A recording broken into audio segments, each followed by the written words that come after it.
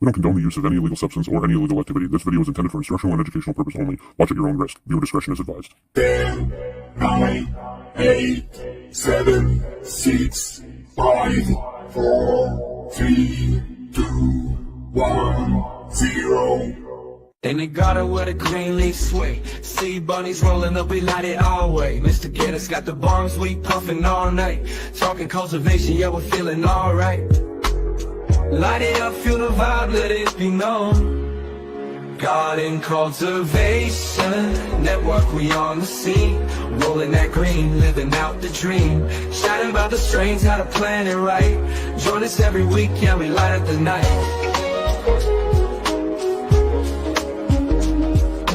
Wednesday to Friday, we keep it alive. Cannabis talks, everybody's feeling high. Sharing secrets of the grow, it's a sacred art. In this cultivation game, you gotta play your part. Keep it real, keep it tight, watch the plants grow. Garden cultivation network, we on the scene. Rolling that green, living out the dream. Chatting about the strains, how to plan it right. Join us every week, yeah, we light up the night. Happy Wednesday, not Friday yet, darn it. Wednesday, you're getting ahead of yourself. Yeah, I am. Yeah, I wish it was. Yes, Friday. It is. But excuse me. It is Wednesday. Thank you all for being here tonight. So just a reminder that we are over on Spotify under Garden Cultivation Network. We are over on Instagram under Garden Cultivation Network. I think that's it. We are on Discord too. Mr. on Instagram. Genetics. Yes. On Instagram. Yes. Building up those accounts once more. Yeah. Again. Yes. As usual. So last week we had a good interview. Can't even remember. Oh, he the bug guy last week. Yes, it was. He's the bug guy. Yes, yeah. We were talking content creation last week. Yeah, so if you missed that episode, definitely you could go back and rewatch it, or you could watch it over on Spotify. But this week we have a special guest. We do. This one's gonna be fun. There's a lot of info here. I was reading over his story, and he's got a hell of a story. I can't wait to dive into this because I was in it. Like when I was reading it, I was like, shit, like a movie. I make a movie someday, maybe. Are you ready? Yeah. Yes. Let's do this. Thank you, everybody.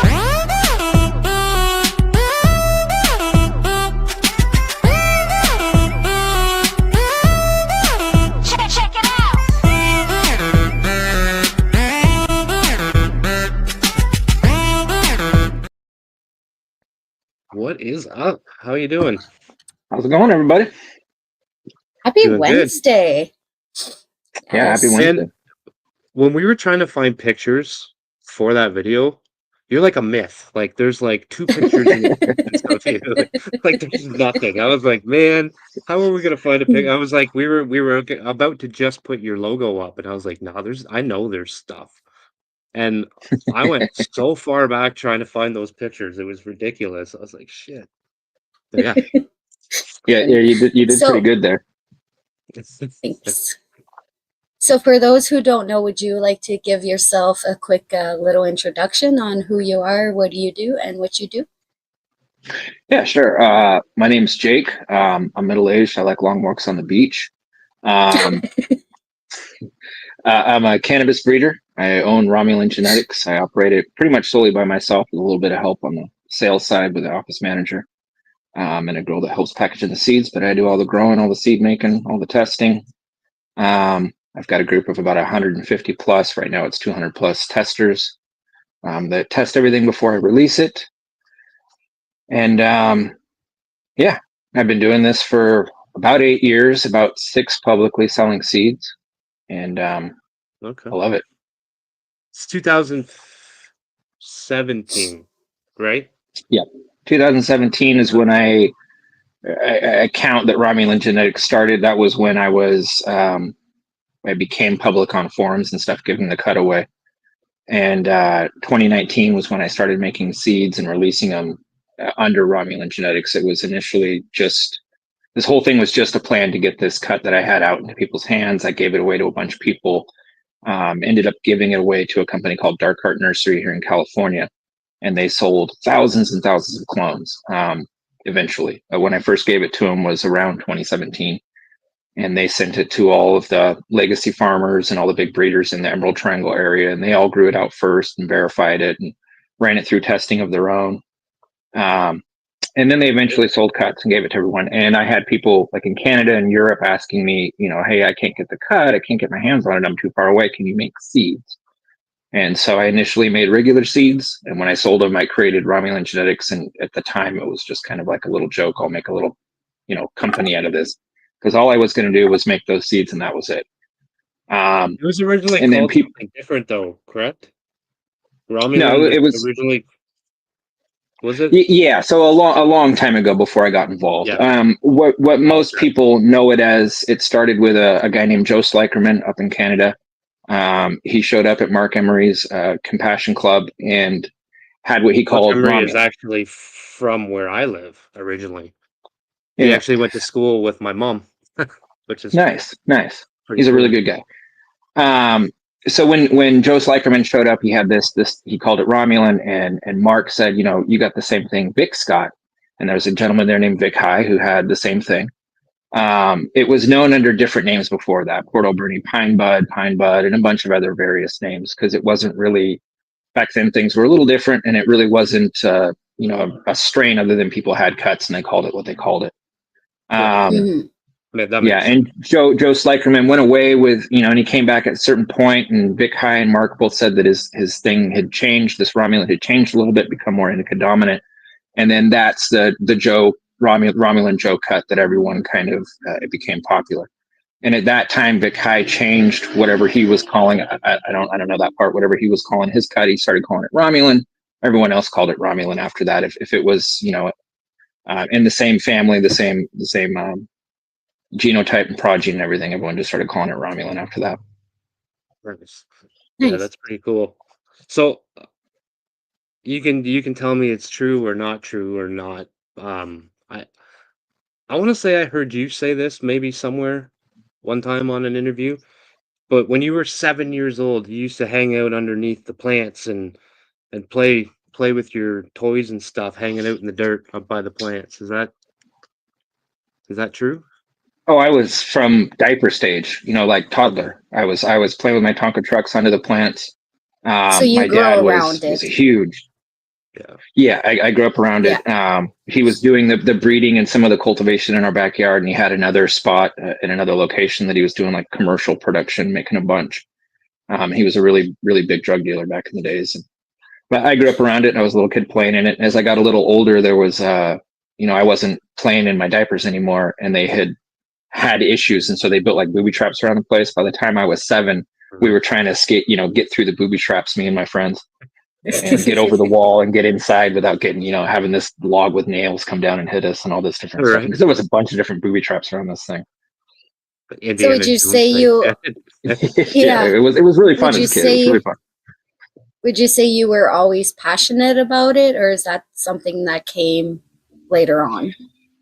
Yeah, so shortly after, he was talking about 7, I think it was about 8 or 9, Dad took me everywhere, and I was kind of a real nosy, precocious kid, too smart for my britches when I was younger. Mm-hmm. And so I was always snooping on the adult conversations, and I always knew, they were smoking pot, and other kids had no fucking clue what was going on. I read through a lot of the High Times magazines that were like, at his friends' houses and stuff like that. And so I pulled out like a subscription thing at one point. It must have been, 7 or 8. And I started getting a High Times subscription in the mail when I was little. And I was flipping through it at that point. And to me, it was like, it was the plants and Dad. And it was like part of his life that he really didn't like involve me with because I was too young yet. Yeah. And so it was my way of like looking up to Dad kind of thing. That's how I think of it now. But I remember flipping through them and being like, this is what I want to do when I get older. I want to make it was explaining to me how they make new strains and guys are making new strains. And I thought, that's what dad's doing. And I want to do that when I get older. That sounds really, really cool. I don't want to be a drug dealer like he is. I want to grow pot and make new strains. Yeah. And, I think I got in trouble in school once for saying that's what I wanted to be when I got older, and the teacher pulled me aside. I want to grow weed when I grow up.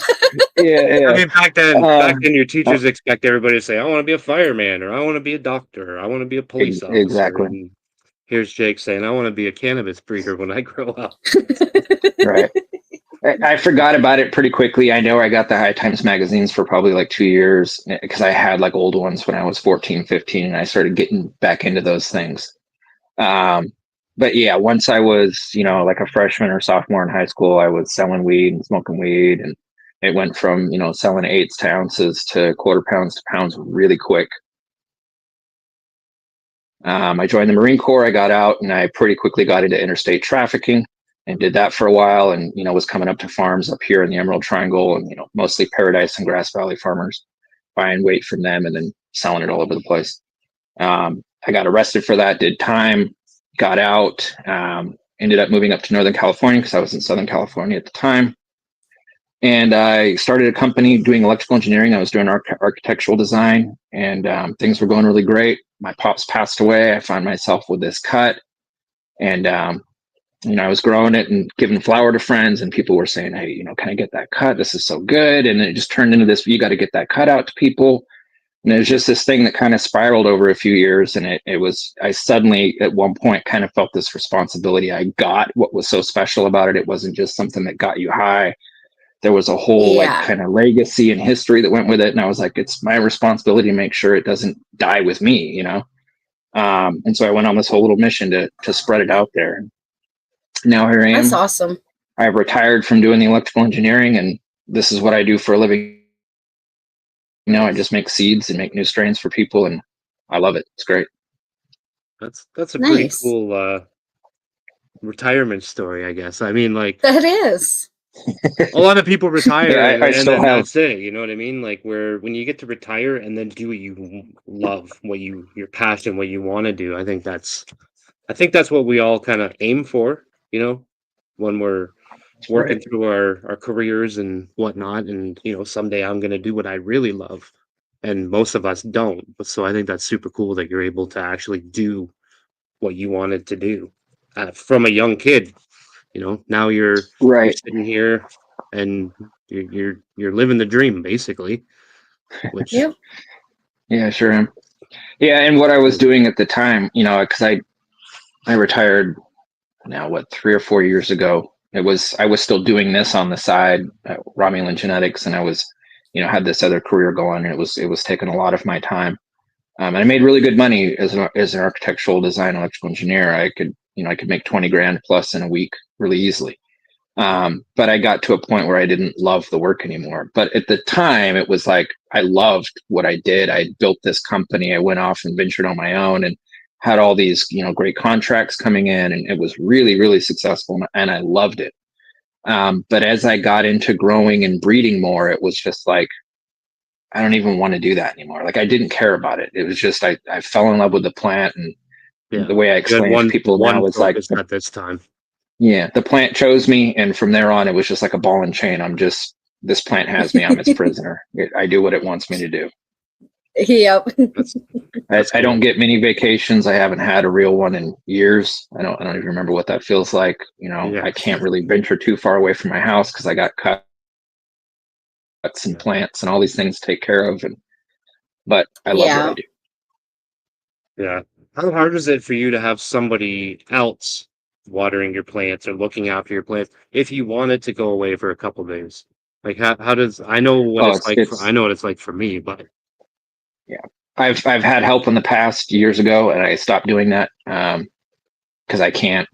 So now I've got like cameras in my grow room. I've got automation in my grow room, so I can at least I have that option to leave for a few days. I know in my head I've got a reservoir with enough. If at the right time, if I do everything right, I can leave for about 2 weeks.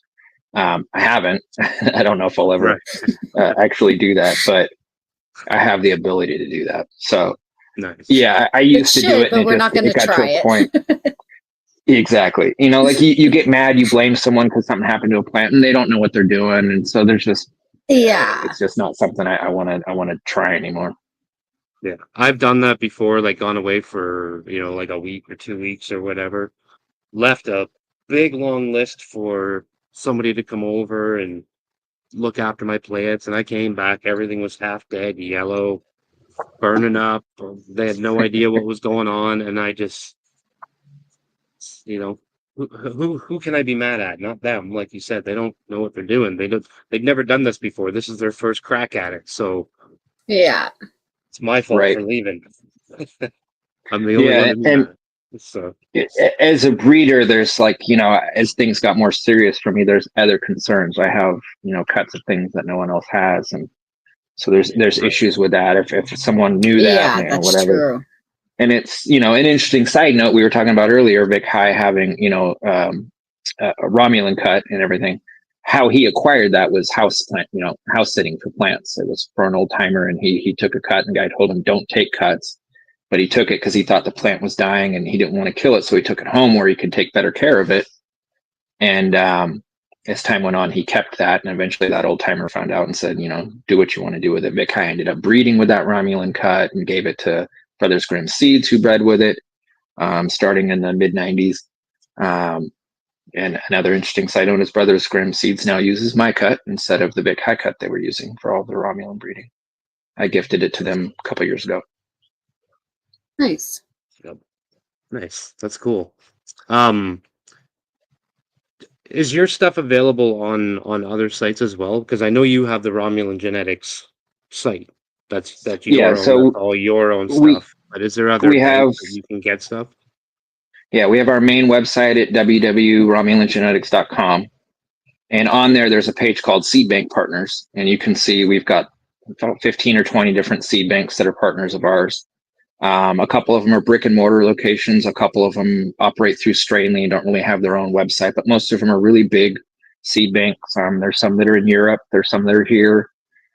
So, even if you're like in Russia, you can order my seeds from Mandala Seeds and have them shipped there. If you're in Germany or other places deeply rooted in Mandala, we'll send it to you there. So pretty much What any about country, Canada? Yeah, Canada, we Really? ship from our website to Canada. Canada's been some of Okay. my best customers since I started. When I first started selling seeds, it was to Canadians and then eventually Europeans. But it was Canadians that really got me into this. They were the ones saying, hey, please make seeds for us. And I made reg seeds, and guys grew them out, and they said, these are literally the best version of Romulan I've ever grown. Please make feminized seeds. And so I made feminized seeds, and then it just kind of went from there. The next thing they asked for was crosses, and I made those, and still doing it. Yeah, That's like I was awesome. going through your list, and like I didn't go all the way through it because I think I wrote down 12 names, and it was just like one after the other. And like rock salts, which is brand new, coming out March Yeah, 1st. that drops this Saturday, March 1st. That's going to be at almost She all of our looks seed banks. really nice. Yeah. Yeah, I'm really Very, proud of very this one. Really nice. happy with it. Oh yeah, Nice. I would be too. It's got a And then lot of really great flavors. I've got stuff where I found that tasted, taste, not smell, taste just like a gingerbread cookie, taste just like a persimmon cookie. When I say that, I don't mean Wow. it literally tastes like a persimmon. It tastes like cannabis, but mostly you Yeah. get this really heavy It's got flavor that of persimmon cookie. Yeah, and then it's got like a lot of sweet candy and gas and stuff, and deep earth floral notes Ooh. within the progeny, and so it's just really good. Nice. And then you got a couple other ones too that are dropping soon. You got the gingers, and then the Ivory Maiden as well, which I think one's April and one's May. Yeah, Ivory Maiden comes out in April, and that's my new Black Label certified strain. Every now and then I deem something coming out Black Label certified, and it gets instead of a white label, it gets a black colored label, black background. And it's got a little seal on it. And that's my way of telling people, like, this is my personal favorite, my personal best that I think that I've made. And I've only released one Black Label certified strain up until Ivory Maiden, and that was Rom Scotty. And Rom Scotty is just, it's phenomenal. I got lucky with that. It's so good. It's silly. Ivory Maiden's the new one. It'll come out in April. It's I really like it. It's got like some hybrid and some indica stuff that you can find within the progeny. So, you know, if you hunt through it, you've got like some variations there. And all of them have like this really good strawberry flavor to it. Strawberries and cream usually is what you're getting. And it's just, I mean, it's delicious. And the smell is like the same as the flavor. So it's, you can smell it right on the plant when it's in the grow room, you know, that's what I'm getting.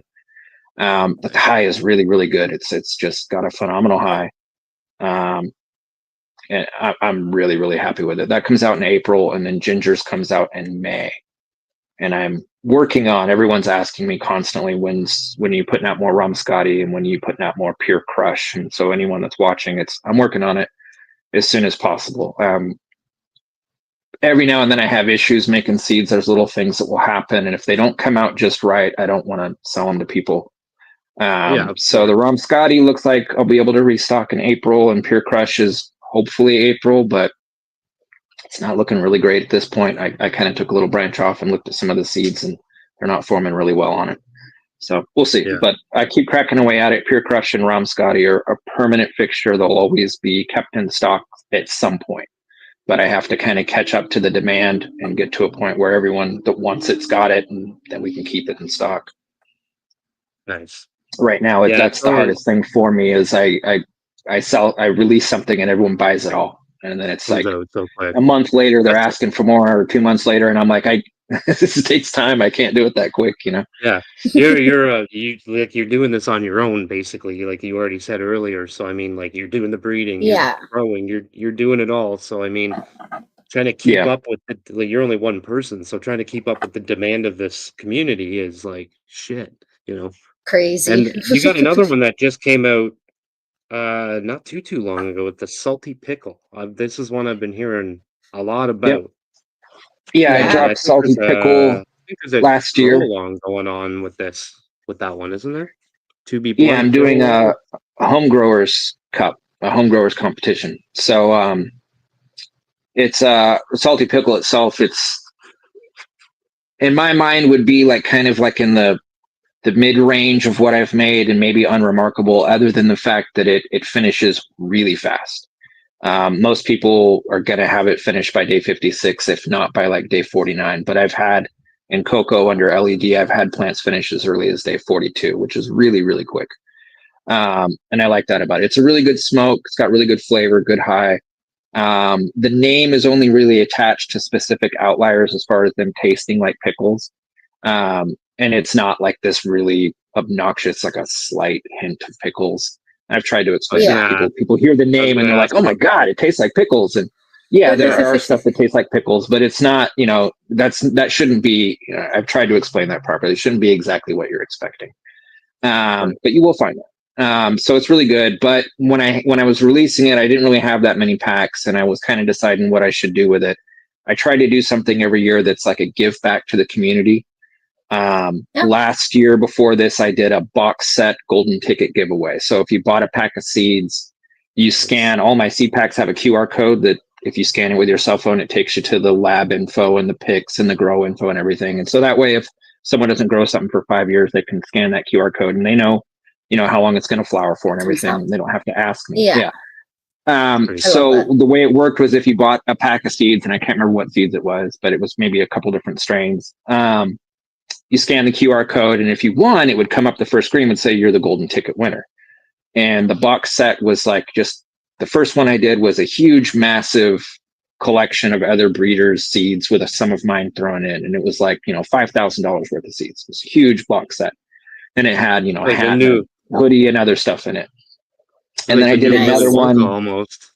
I did another one a year later that was similar, and it had some other breeder stuff in there, and mostly my seeds.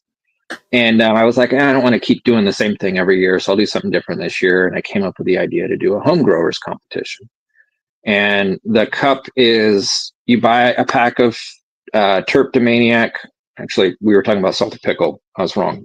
It's not attached. It's attached to Terptomaniac is the strain. Oh, okay. So we'll back up on that. It's not salty pickle, but anyway, if you bought a pack of Terptomaniac, you send us an email and say, hey, I want to enter the cup. We get you enrolled, and we send you some information.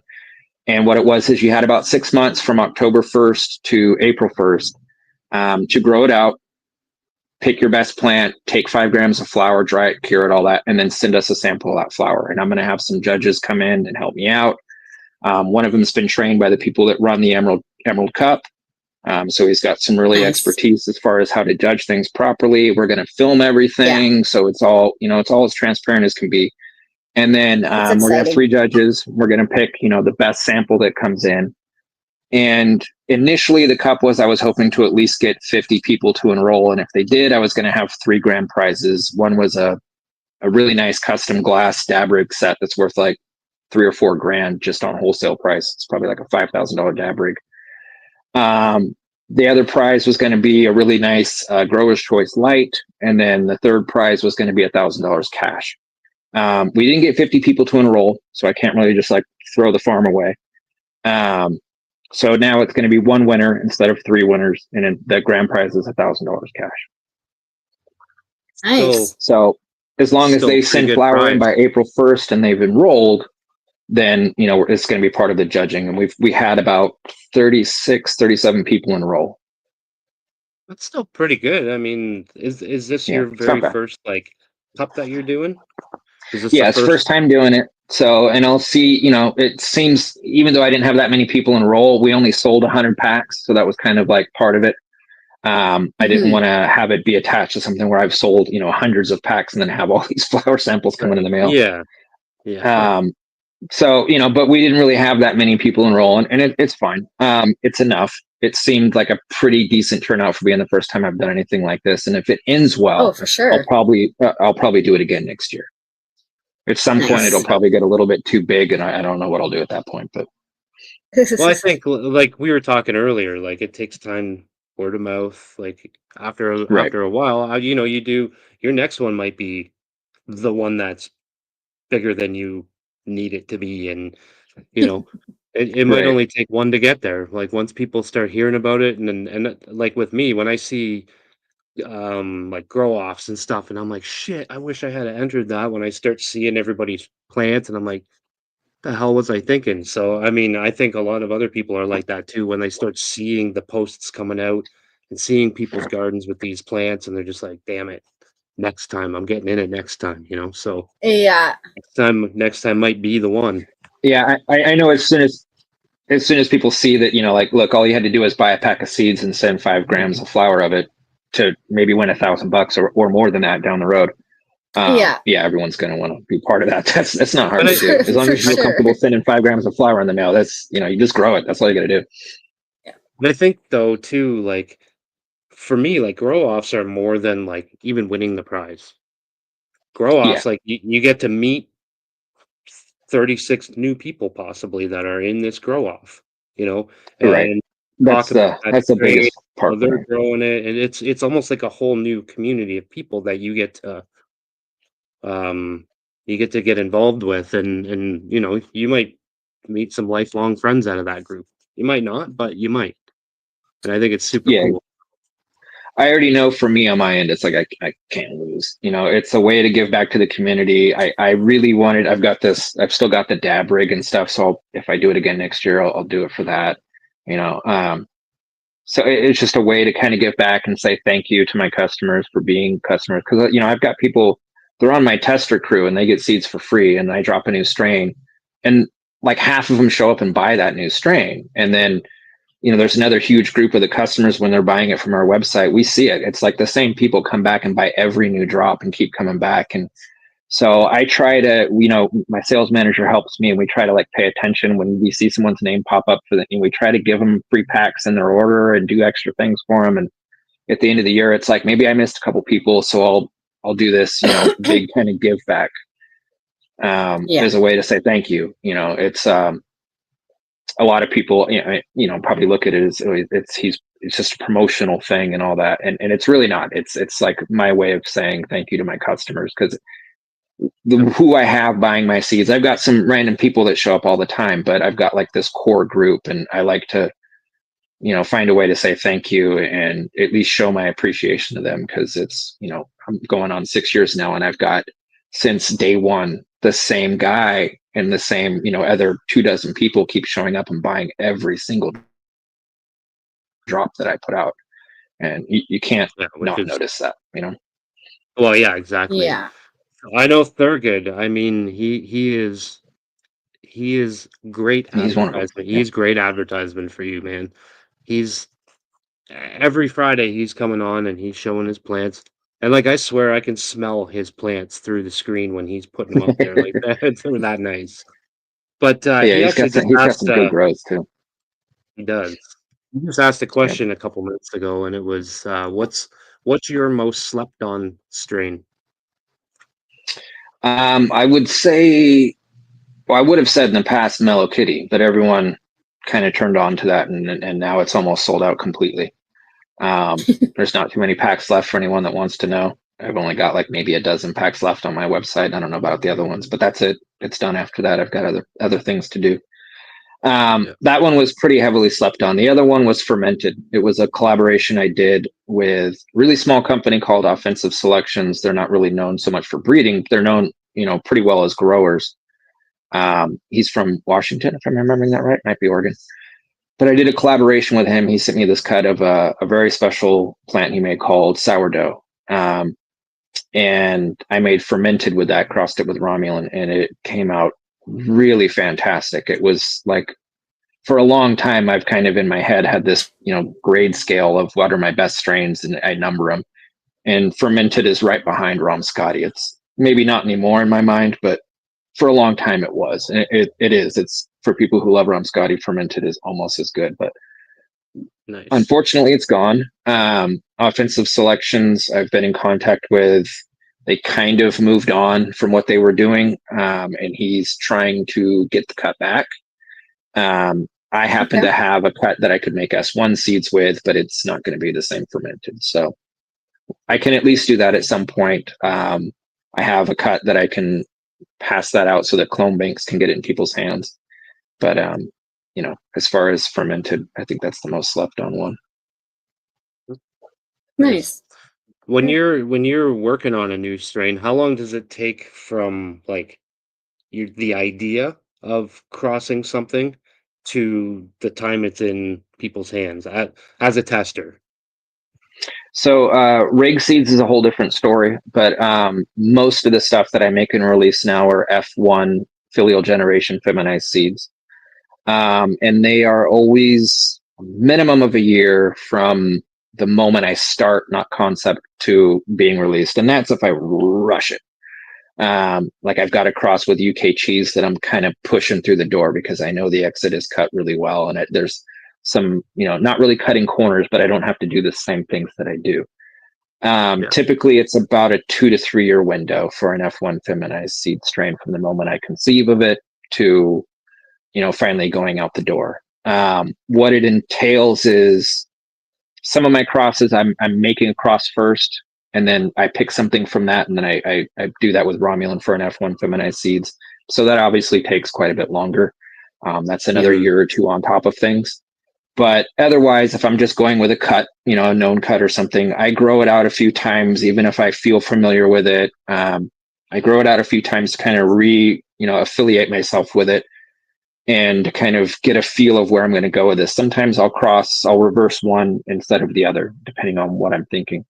But a lot of times it's the Romulan getting reversed onto it. So I'll grow that P2 out several times, the second parent, and get familiar with it. And then I'll breed them together.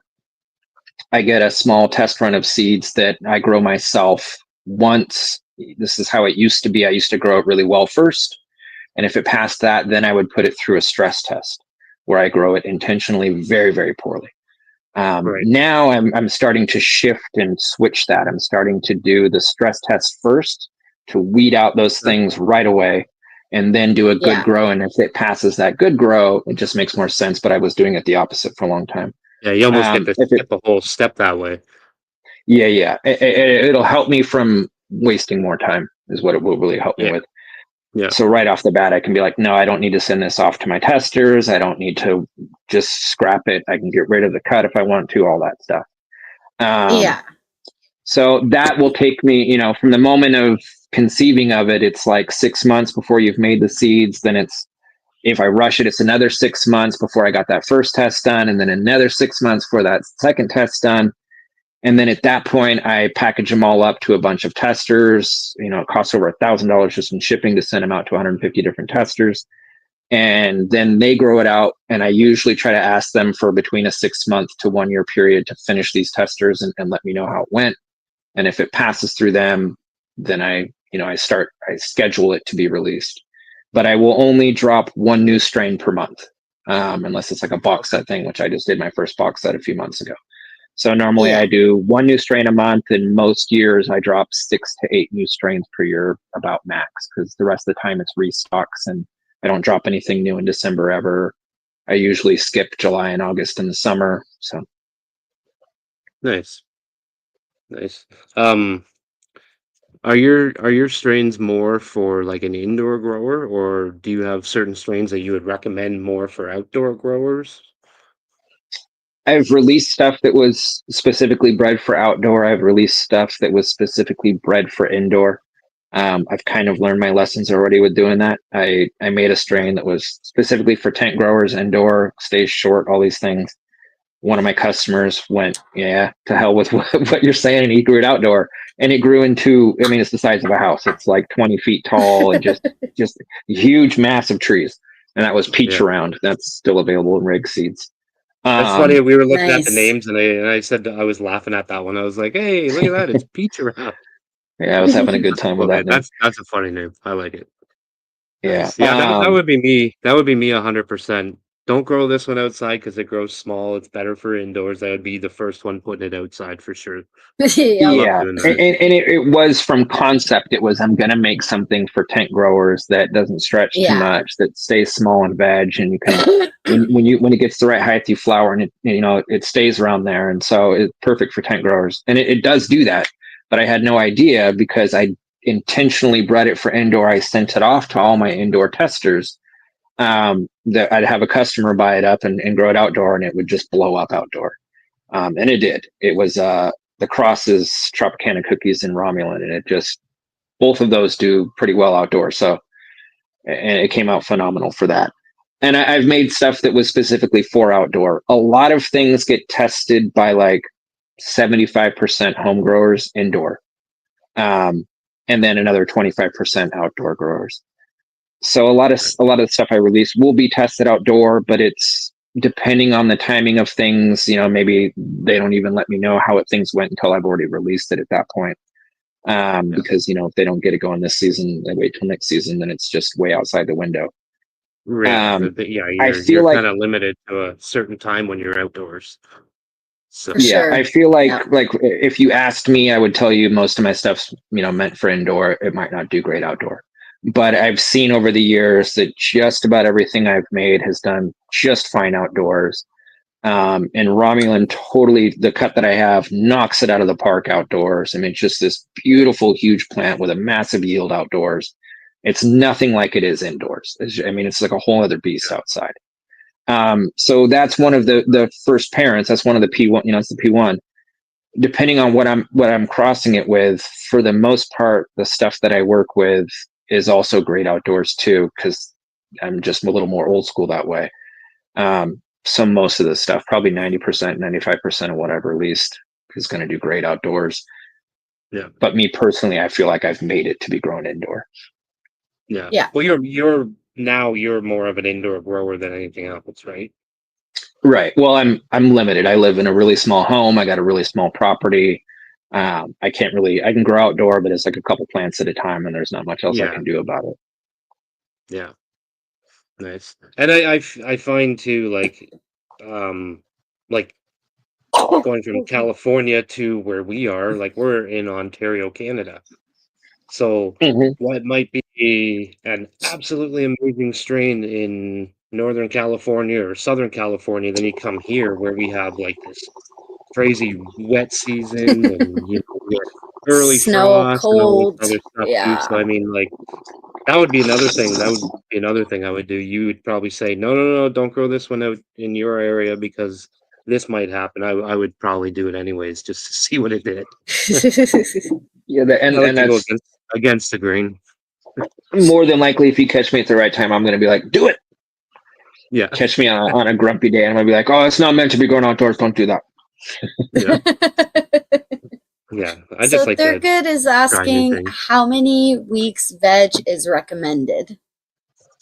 From seed, it's really important. A lot of people don't actually understand this. A lot of breeders deal with this issue when making feminized seeds. They'll get, like an extra amount of people that will complain about herm seeds.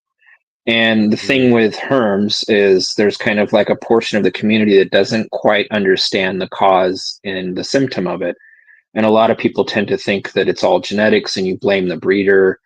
And unless you're seeing what is actually very rare to see a true herm, where they start forming the male and the female parts at the same time on like day 3 to 7, unless you see that, and it is really, really rare to have that happen, what you're having is stress-induced intersex traits, or herms from environment. And so a lot of people don't understand that feminized seeds, the reason they have a perceived higher herm rate is because most people don't veg them out until the plants are sexually mature. What that means is when you grow a seed plant, not a clone, it kind of has a lifespan. So it's like a toddler at a few weeks and you go on, right? It's not sexually mature enough at week 4 and 5 and 6 usually in veg to be flowered. 5 and 6 is where you start hitting that window of it should be okay or getting close to there. But anything after 6 weeks, you're usually just fine. Some strains are a little more sensitive and need longer. Some particular plants, like actual, each seed that one might need a little bit longer. Everything else was fine, but this one plant hermed, 10 days in, and it may have just been because it just wasn't old enough yet. And that actually causes internal stresses within the plant. So it'll be healthy, everything will seem just fine, but it internally is like, why am I going into flower this soon? It thinks it's June and its life as a plant, and this is too soon, this is bad. I'm going to throw out anthers and male parts to make seeds so that I can survive. And so that's what the plant's doing. So anytime you're starting something from seed, if you know how to clone, the best and easiest thing you can do is let it get old enough to clone it, and then ditch the seed plant as soon as that clone has roots and it's okay. Because that clone will keep it. It keeps the age as the clone. So by the time you've rooted that and get it going, it's almost automatically going to be about week 6, and it's going to be this tiny little clone. You grow it out a little bit further and you've got a couple weeks down the road, and then you usually don't have anything to worry about. Tip. That's a good tip. I didn't know that, actually. Like, I've been growing most people don't. It's not something that's talked about too much. It's a lot of the breeding community, people kind of fall short on the education and tend to like attack more. And so it'll be like, oh, so-and-so's herms and so-and-so's herms, but mine never herms. And it's just not true. I can take any cut in the world and make it herm. You can too, and so can anyone can do it. Everything will herm if you stress it out enough. And that's unless you're seeing a true hermaphrodite plant, which they are very rare. I've only seen one. And I know other breeders probably have grown thousands more plants than I have and have seen a few more, but they're actually very rare. And there's great scientific research, peer-reviewed stuff that shows what herm rates are, where they come from, how you can make seeds from herm plants, and they still have the same herm rates across the board. It doesn't matter if it's feminized, S1, autoflower, regular seed. It doesn't matter what the parents were. The intersex traits are exactly the same across the board, and they'll fall somewhere between 5 and 20%. And that means 5 and 20% of the plants you grow will probably herm or have a tendency to herm. But just like other statistics, 50% of flip and a quarter doesn't really work out 50%. A lot of people will never see herms in their grows. And then other people will all of a sudden have every plant in this room herm out. And it's very rarely speaking to the genetics more than it is the environment. Yeah. And so you're saying basically, like, if you run a plant for 6, 7, 8 weeks and then flip the flower, you have a much better chance of not getting a herm. Right. Especially if you've kind of taken the time to harden that plant a little bit. Right. That's the beauty of anyone that grows outdoors will tell you, like I never have to really worry about herms. It's not a thing. I got to worry about males, but herms are just, the plants will harden to the environment over that length of time. And so those little minor changes that come up don't stress the plant out. And when one plant over here in the corner gets, bit on bugs, it doesn't throw out massive amount of hormones that the other plant can hear and sense, causing them all to stress out. It's just a much better thing. So hardening your plant over time and letting it reach sexual maturity and veg before you flower it is really important. Some people grow intense and they don't really have that option. And a lot of them will never see herms. They just won't, because most of the stuff that's being bred is heavily commercialized and have been worked for years and years and years, not just by that breeder, but all the parent strains, the root strains underneath it have been heavily commercialized. Right. Yeah. Romulan that I work with is closer to landrace. I mean, it's all coming from landrace strains. So it's the root genetics. And anytime you're working with something that's closer to the root genetics, if you go past, pre-White Widow and stuff like that, mid 90s, anything back further than that is going to be, it's got more dominant and subdominant genetics in there that can be precursors to stresses. So that plant might herm really easily because of this one particular stress, but it doesn't mean that the genetic, whether it's Blue Dream or Northern Lights, whatever it is we're talking about, the seeds, doesn't mean that they're all going to herm, they're all bad. It's that one seed you grew, or all of them have a high sensitivity to drought or fan pressure or pest pressure or light pressure. And when you grow a plant out longer and you harden it to those things, you kind of let it experience those things as it's growing up. By the time you go around to flower it, if you have a little something come up in the grow room, something kind of changes, one of the fans die, or it turns on full blast and it's just beating the plant up, it's already kind of hardened to some of those, and it won't stress out and throw out herms or intersex traits. It's not a rule. Given it that time to kind of mature before you flip it to the adult stage, basically. Exactly. Like, instead of, turning 20 after 15, you're going all the way to 19 and then turning 20. Exactly. Yep. Yeah. That's a good way to think of it. That's cool. That was a great way to explain that too, because I've heard people talk about herms and why it happens and stuff like that, but the way that you just explained that was like beautiful. Everybody here can understand that. I went through what everyone else knows in the frustration of that, because you just kind of spin in circles, and it's, there's all these different breeders that their stuff herms, and people will, I'll go grow this guy's stuff, and it none of that really matters. That's kind of the secret of cannabis and cannabis seeds, is it doesn't really matter where you're getting them from. If you grow it really well, it's going to come out satisfying to you, the grower, in almost every case. For someone that's been growing for a long time or has a really high level of critique like I do, I'm really picky about plants and what I like. I might grow stuff and be like, I'm not happy with that. But I've never grown anything since I learned how herms and intersex traits actually work and what's going on behind it. I've never once gotten mad at the genetics. I've always gotten mad at myself. I've always been like, what didn't I do right? I fucked that up.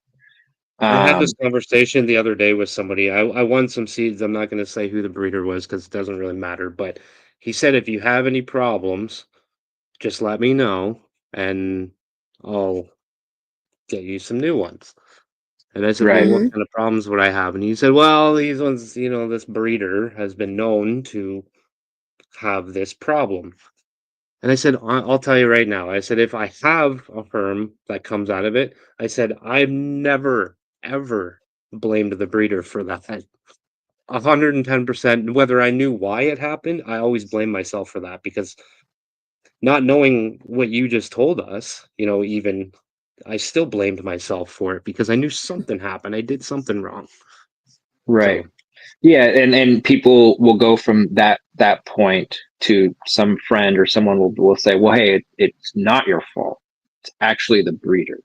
That breeder, all his stuff herms. And it's, as a breeder, nobody's really ever done that. There's been, I think, one early cookies company cookies strain release, not the strain cookies, but the company put out seeds. And one of their first releases, it was a really heavy amount of people that complained that they had herms. And a lot of them were professional growers, really great growers. And I've only seen that. And people have been breeding seeds for almost 40 plus years now, and on a really big commercial level selling them.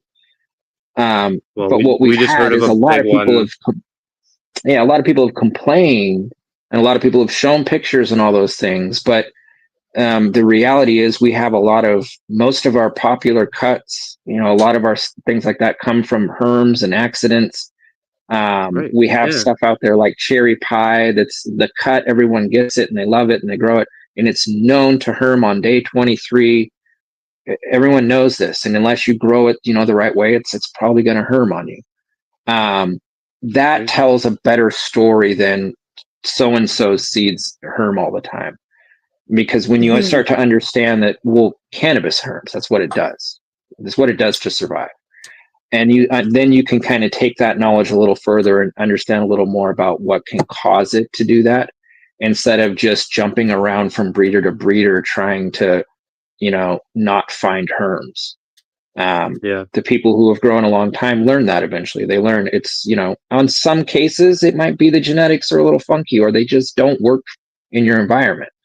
But most of the time, that could be it too, right? Like somebody might be in Arizona where it's super dry all the time compared to somebody that's in Ontario, Canada, where it's wet outside and it's super humid and it's hard to control that inside. You know what I mean? Like going from one environment to the next, it could be totally environmental. It might not even be your fault per se, but and that's a good way to think about it, because it's usually not, even though it's like I'm saying, I'm not trying to make everyone think it's the grower's fault. It's not. It's just something that happens, and once you kind of understand everything, me personally as a grower, I still grow a lot of stuff from other breeders from seed, and I hunt through things, and I get herms every now and then, and 99% of the time I'm looking at the plant going, what did I do? And I'm trying to figure out, did I not give it quite enough water?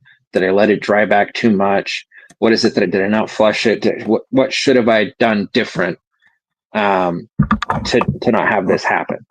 And every time that I've had a cut of a plant that hermed and I went back and grew the cut later, I always kind of had in the back of my head to, maybe don't do this and don't do that, because who knows? I didn't have a problem with herms after that. So I've kind of been able to reaffirm that to myself over and over again with other people's genetics. That example, something might herm from seed, but the cut, it didn't have any problems. Yeah, it's a perfect example of why keeping a log is important, because then the next time you go to grow, you can go back through your log and go, okay, what did I do? And then you might even see it in your notes before you ever even get to that point again. You might see it and go, I'm going to try to not do that this time and do this instead. And, you might have luck, you might not. Then you move down the list and hopefully you figure it out. But that's great I information. See Dank Nugg's question on there, and I kind of touched that a little bit. Dank Nugs is asking if seeds grown from hermed plants tend to herm more. I don't really know personally, but I know the scientific peer-reviewed stuff that's out there, the paperwork that's done, says no. It says it should still fall within 5 to 20% herm rates. So, I mean, take that what you will. I feel like there's probably got to be a little bit of influence, but I haven't gone down that road myself to really, look into it for sure. I know a lot of people would say, anecdotally at least, that there's something to that. But as far as like scientific research goes, they're saying we don't see a correlation if things are made from herm plants or from herm pollen. There isn't a sudden influx in herms in the progeny or the offspring. It stays the exact same. It won't go from that 5 to 20% to these are 85% guaranteed to herm. Yeah. And I think a lot of us, even breeders, a lot of us assume that. We have all assumed this whole time that's probably something to be really concerned about. I'm paranoid about it constantly. Whenever I'm making seeds, I'm checking almost every day, every plant, every node, every branch to make sure, even though I know these things won't harm, I just got to make sure, because I don't want to have a batch of seeds go out with like, 15 or 25 herm seeds floating around in there that people are going to find and they're just jacked up. That would suck. So I'm paranoid about it, but everything I've read tells me I really don't need to be. It's kind of the same thing, but I like being paranoid because I know the cross I've made isn't somehow contaminated, because even if it's fine and it's not going to herm, it's still not the cross I made. Something else hermed over here, a totally different plant, and made some other seeds that isn't what I'm selling. So yeah, I'm glad I'm protecting my customers and myself from that, because I get all twisted up when things go wrong. And having, so if I dropped a whole strain where people were like, look at here, what the fuck is this? And I'd be like, oh, I clearly did something wrong. Yeah, I guess if like you have one person or two people that get it, compared to like if you put a drop out and all of a sudden like All of them 80% of the had it. people that bought them are getting herms, you're probably going like, oh fuck. Like, yeah, I'm sure hopefully I that's haven't never had happened that to you happen, before. but I'm sure there are breeders out there that'll tell you stories like, yeah, I ran it, it seemed great, I put it out, and suddenly I had like, half the people, or like 20 or 30 people, all come at me and be like, why am I getting herms? Yeah. I'm sure there are people who have had stuff like that happen, because it's, Oh, for we're sure. kind of playing God here. We're playing with genetics, and depending on what plant pollinated what plant, what those seeds end up coming out like, could be you get this suddenly much higher than normal intersex trait in the progeny. And that's where, as breeders, all of us should be testing things first and having other people grow them out first before we sell them, so that we protect people from being the guinea pigs for that. I've also heard Love that. too, Yeah. whether it's true or not, because I don't know, maybe you know, but as soon as you feminize a seed, does that cause it to have a higher percentage as well, or no? No. Now, again, and that's what the paperwork is saying. Peer-reviewed studies are saying. That's also, though, what now, anecdotally speaking, at least the industry, everyone's saying, no, feminized seeds are great now. If you would have asked everyone in like 2005 or 8, a lot of people were hating on fem seeds. A lot of people had issues with herms, and there was much more problems. Nowadays, it seems to be exactly the same. And as far as what I see, I feel like it's like exactly the same as regular seeds, like feminized seeds and regular seeds, as far as any issues with herms or runts or mutations or things like that, which a lot of runts and mutations happen in the seedling stage. And it's, again, environment. It's not always genetics. But when you see some of that, it's the same across the board, and that's going through other breeders' seeds. I'm not just talking about my stuff. There's no difference in feminized seeds as far as them being more hermit prone or anything like that. I think they're Because exactly the same. I've always heard, as soon as you start doing the genetically modified, you're taking back crossing it and turning it into female pollen and blah blah blah. I'm not gonna pretend like I know what I'm talking about, because I really don't. But um, I've always been told, whether it's bro science or Yeah, what, but I've never ever had the it's documentation to easy. say yes, it's 100% true or it's 0% false. I've never known. I'm just kind of going off of what I've been told. So good to know the Cannabis truth. is kind of like in the nature world, like the frog. You've heard the story of how a frog can flip from female to male whenever it needs to Right. breed. Not every frog, but some frogs can. So cannabis can do that too. When you make feminized seeds and you spray a plant with all those chemicals and the gene modification, it's real easy for people to kind of take it that way. On the scientific level, what you're doing is you're spraying a particular compound that blocks a hormone from the plant. And when it blocks that hormone, the plant won't turn into a female, which it may have been born as or was born as. It will go, like XY, it will drop one of those and it will grow up as a male.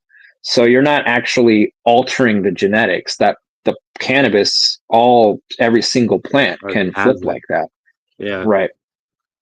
Okay. And so it's actually not modifying the genetic code, the DNA that gets passed on to the seeds. It doesn't modify it at that point. That's actually completely disconnected on the genetic level. So there's zero chance of gene modification from reversing one plant in the pollen. There's a much higher chance of modifying the DNA of a plant in the seedling stage by doing things like overwatering or treating a seedling wrong. You can literally mutate the genetics of a new seedling by having it in a poor environment that's new. So there's a higher chance of that than having anything happen during the breeding process of like actually mutating the genetics. I would think people using like PGRs and stuff, you might be able to have some issues there, but I've never fucked with PGRs, plant growth regulators. So I really couldn't say, but that'd be my guess. If you were doing something like that, you could probably start altering some gene code. Yeah, crazy. Well, the hour went by super quick. Yes, it did. Yeah, I can't believe it's already the hour, but do you want to kind of give everybody where they can find you, social medias, Facebooks, YouTubes, all of them? Yeah, so the website's www.romulangenetics.com. The bottom of every page, there's little icons you can click on, like the Instagram and Twitter and stuff, and it should take you straight to our accounts. But on Instagram, it's Romulan Genetics with the number 2 at the end. And on Twitter, it's Irish Jake, but spelled with an L at the beginning. So instead of Irish Jake, it's L-Rish Jake. And that'll take you to Romulan Genetics. That's just the account name that it's under. And yeah, those are the main places you can find us. Cool. Yeah, I just posted the J-Rats did too. I was gonna say I just posted your website in there, but one of the moderators just did it like a second before me. So perfect. There we go. Thank you very much for coming on, because I learned a lot tonight, definitely. So I'm still processing things. And I'm hoping everybody in the chat learned something just today like, too, because yeah, I think you cleared up a lot of misconceptions, really. Like and I agree. easy things, like things that we've all kind of agreed on over the years too. I think you kind of helped clear some of that up, bro science or whatever you want to call it. If anyone, I'll throw out there really quick. If you guys or anyone else wants links to some of this information, the peer reviewed stuff I talked about, you can email us. My sales manager's got it all saved. So she can send it to you really quick. And they're like websites. It's not just, we're just sending you a photo or something. So you guys can go read it for yourself. But there's some really good information that I've got, multiple different sites on intersex traits and scientific reviews and all this stuff. So if anyone wants to read that for themselves and they don't just want to hear me and go, oh, he's not totally full of shit, I'll just believe him. We'll send it to you. You can go check it out for yourself. Is there any way that you could send that over, and then maybe I can put it in the description of this video, and then that way people have access to that? Get a couple of the links, because I know 2 right off the top of my head of what I talked about. So we'll just at least put those sources. You know how you're supposed to, like, at the end of the book, have your sources there at the bottom of the page? That's what we're doing. Exactly. Well, thank you very, very much for coming on. It was a pleasure to meet you, and yes, I hope we can get you back on in the future, because I know there's more. I know you got more. I'd love to come back. I'd love to come back. Thank you both for having me, and thank you everyone that tuned in and watched and listened to me run my mouth for an hour. It's nice. Absolutely. And if you ever want to come on a Friday night, pop on and show your grow. We do the Friday night show. Everybody's welcme, and the link is in the chat, and you can click it and just come hang out in the back until we bring you on. So. Sounds good, man. Sounds good. All right. Well, it's great meeting both of you guys. Thank you so much. Yeah, you too, man. You have a good night. Have a great night. Good night, everyone. Later, man. Night. That was such a great episode. Interview, whatever. I 100% my brain is have still. To go back. I learned so much, have to go back and it makes sense. That one again. Yeah. So that is awesome. So next week, who do we have next week?